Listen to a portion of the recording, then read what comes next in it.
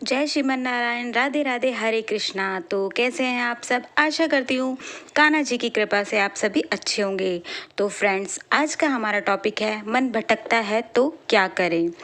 दोस्तों, कभी कभी होता है कि हमारा मन बहुत भटकता है, हमारा मन पूजा में नहीं लगता है, तो उसका क्या कारण है। सबसे पहले हम बात करेंगे मन क्यों भटकता है, उस पर विचार करेंगे। तो सबसे पहली बात, हमारा मन भटकने के दो मेन कारण होते हैं। सबसे पहला कारण, जब हम ज़्यादा देखते हैं।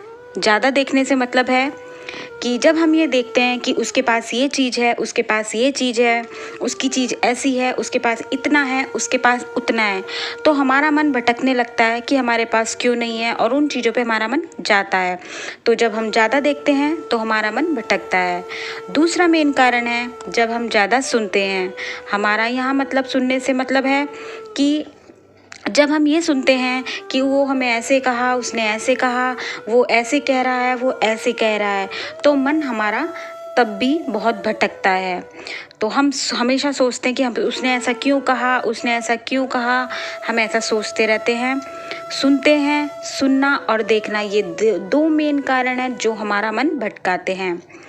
अब बात आती है मन को शांत कैसे करें। तो मन को शांत करने के कारण मैं आपको बताऊंगी, और यकीन मानिए अगर आप वो करते हैं तो आपका मन बिल्कुल शांत हो जाएगा।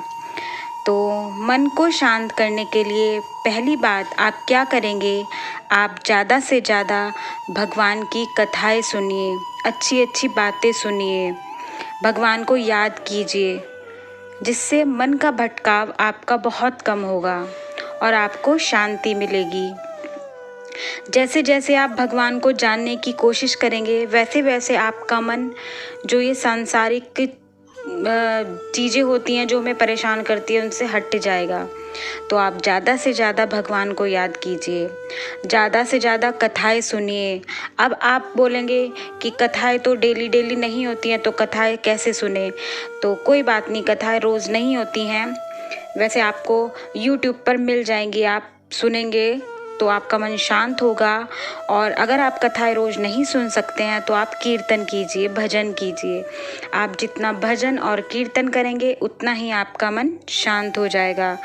और भजन करिए और कीर्तन करिए और नाम जाप करते रहिए। अब नाम जाप करने के लिए आपको एक जगह बैठकर नाम जाप करने की ज़रूरत नहीं है, आप नाम जाप कर सकते हैं काम करते करते। तो कर्म करते रहिए, काम करते रहिए और नाम जपते रहिए। आप घर में कुछ भी काम कर रहे हैं, जैसे आप झाड़ू लगा रहे हैं तो आप नाम जाप कर सकते हैं, आप खाना बना रहे हैं तो आप नाम जाप कर सकते हैं। मेरा मतलब कहने का ये है कि आप कोई भी काम करते वक्त आप नाम जाप कर सकते हैं। और यकीन मानिए, ये मेरा मतलब ये मैंने यूज़ करा है और ये मेरा एक्सपीरियंस है कि आप नाम जाप करते टाइम जो भी काम करेंगे उस काम में आपका मन लगेगा और वो काम आपका बहुत अच्छे से होगा। क्योंकि कुछ लोग कहते हैं कि हम काम कर रहे हैं इसलिए हम नाम जाप नहीं कर सकते।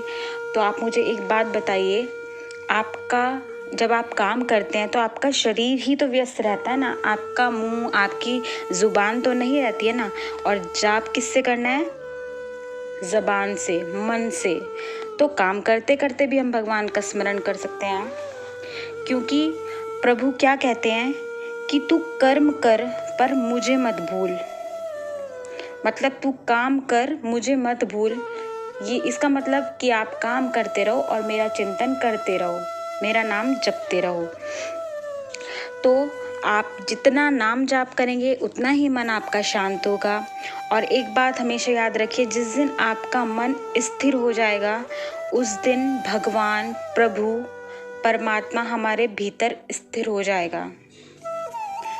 मैं आपको एग्जाम्पल देती हूँ आप एक बात बताइए, जैसे एक सुई होती है जिससे हम सिलते हैं, वो सुई है, अगर हम उसको हिलाते रहेंगे, इधर उधर हिलाते रहेंगे, तो क्या उसको हिला कर सुई हिल रही है तो क्या हम उसमें धागा डाल सकते हैं? बताइए, नहीं डाल सकते ना, क्योंकि धागा उसमें तभी डलेगा तब वो स्थिर हो जाएगी। तो बस मेरा कहना यही है कि एक बार अपने मन को प्रभु में लगा लो, आपकी सारी परेशानियां दूर हो जाएंगी, क्योंकि आपका मन ही आपको मुक्त करता है और मन ही आपको बांधता है। जो आपका मन है यही आपको मुक्त करेगा और यही आपको बांधेगा। जैसे कि एक ताला होगा, अगर हम एक ताला है, एक ताले में जो चाबी होती है उस चाबी से ताला खुलता भी है और ताला बंद भी होता है, ठीक है। हमने इधर घुमाई तो ताला बंद हो गया और उधर घुमाई तो ताला खुल गया। तो जो ये हमारा मन है ना, ये हमारी चाबी है। अगर हम इस मन को अपने प्रभु में लगाएंगे तो हमारी मुक्ति हो जाएगी। समझ रहे हो ना आप मेरी बात कि मैं क्या कहना चाह रही हूँ। अगर हम मन को प्रभु में लगाएंगे और तो हमारी मुक्ति होगी, लेकिन अगर हम सांसारिक भोगों में लगाएंगे तो हमारी मुक्ति नहीं होगी। तो हम संसार से, सांसारिक चीज़ों से बंध जाएंगे। तो इसलिए आप जितना नाम जाप करोगे, जितना प्रभु का चिंतन करोगे, जितनी कथाएं सुनोगे, आपके भीतर उतना ही बदलाव आपको खुद को महसूस होने लग जाएगा। ये मैं आपको लिख कर दे सकती हूँ, ये मैं खुद महसूस कर रही हूँ इस चीज़ को।